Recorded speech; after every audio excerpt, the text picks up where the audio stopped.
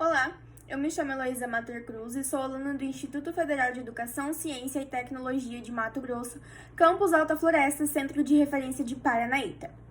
No vídeo de hoje eu vou apresentar um trabalho na disciplina de Física orientada pelo professor Wellismar, e o assunto é eletrostática.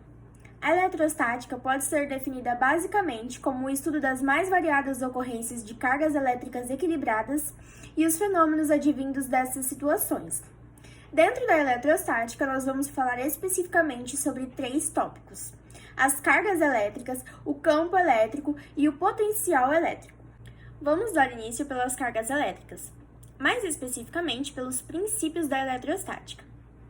A eletrostática tem 2 princípios fundamentais como base, sendo esses o princípio da conservação de cargas elétricas e o princípio da atração e da repulsão. No princípio de conservação de cargas elétricas, inicialmente deve-se prestar atenção que, nas partículas elementares, a propriedade de carga elétrica existente é inerente a elas. Desse modo, não podem ser nem colocadas e nem tiradas delas. Assim, na quantidade e no tipo de partículas dotadas de cargas elétricas não há alteração, permanecendo constante a carga total de um sistema. Tudo isso se baseia em que os sistemas os quais não trocam cargas elétricas com o meio exterior são denominados sistemas eletricamente isolados. Dessa forma, podemos definir o princípio da conservação de cargas elétricas da seguinte maneira: as cargas elétricas existentes em um sistema eletricamente isolado, quando somadas algebricamente, são constantes. Já o princípio da atração e da repulsão, nós podemos explicar da seguinte maneira: quando 2 partículas eletrizadas com cargas elétricas do mesmo sinal são aproximadas, é possível observar entre elas a ocorrência de uma repulsão. A partir desse exemplo, nós podemos definir esse princípio como: enquanto as partículas eletrizadas de cargas de sinais opostos se atraem, as partículas eletrizadas de cargas de sinais iguais se repelem. Agora vamos falar sobre condutores isolantes e elétricos. Quando existem portadores de cargas elétricas que se movimentam com facilidade em grandes quantidades, esse material é chamado de condutor elétrico, mas se não houver, isolante elétrico será a sua denominação. Agora, iremos falar sobre os processos de eletrização. O fenômeno no qual um corpo neutro, em função da alteração no número de seus elétrons, passa a ser eletrizado, é chamado de eletrização.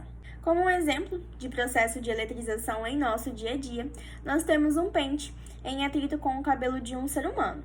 Após a ação, o pente passa a ter um excesso de cargas elétricas negativas, ou seja, ele é eletrizado. E quando ele é aproximado a leves bolinhas de isopor, elas são atraídas. Devido ao material do pente ser um condutor ruim, essas cargas não são descarregadas sobre as mãos dos indivíduos. Essas cargas em excesso, que aparecem negativas, não são distribuídas sobre a superfície, ou seja, elas ficam localizadas, ao contrário do que acontece com o material condutor. Agora, nós iremos para o assunto de campo elétrico, o segundo tópico. Nós já conceituamos que as cargas elétricas com sinais iguais se repelem e as cargas elétricas com sinais opostos se atraem. E nós podemos explicar essa interação entre corpos eletrizados à distância a partir da definição de campo elétrico. O campo elétrico pode ser explicado como a propriedade física definida em todos os pontos que estão sob influência de uma carga elétrica do espaço. Essa carga é chamada de carga-fonte. De maneira que, se a carga de prova em um desses pontos for posicionada, ela ficará sujeita a um efeito de atração ou de repulsão gerada pela carga-fonte. Então, podemos definir a carga de prova como uma carga elétrica que possui um valor reconhecido e é utilizada com o objetivo de identificar a existência de um campo elétrico, a partir do efeito causado pelo seu posicionamento em um determinado local. Além do mais, a carga de prova também contribui para a determinação de intensidade no caso de confirmação da existência de um campo elétrico. Dando seguimento, o próximo assunto é campo elétrico de uma partícula eletrizada. É possível afirmar que, no espaço em que essa envolve, um campo elétrico é gerado pela própria partícula eletrizada. Mas o vetor campo é nulo onde ela foi colocada. Isso se dá em função da própria partícula. Agora, falando sobre o poder das pontas. O campo elétrico se encontra com maior intensidade nas vizinhanças das regiões pontiagudas do que nas vizinhanças das demais partes do condutor. Isso se dá em função da maior concentração de cargas.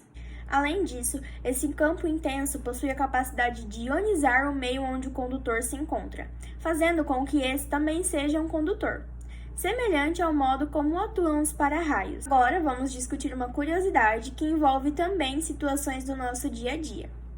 O motivo de ser necessário termos maior cautela com a ponta dos fios se dá porque a maior concentração de cargas elétricas de um condutor eletrizado se encontra nas regiões de maior curvatura, ou seja, nas pontas.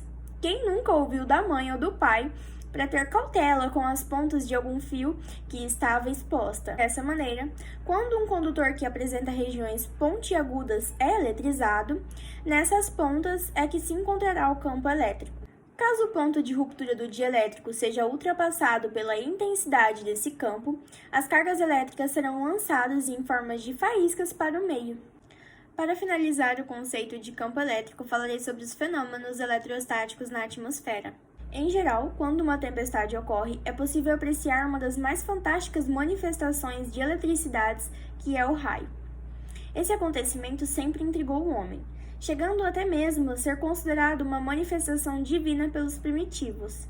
Mas, no século XVIII, o cientista Benjamin Franklin atingiu as provas de que o raio não passava de uma descarga elétrica que ocorre entre a Terra e nuvens eletrizadas. Nos dias atuais, é de conhecimento que também é possível que ocorram essas descargas com nuvens de potenciais diferentes, partes diferentes de uma mesma nuvem ou até mesmo com um ar atmosférico e uma nuvem.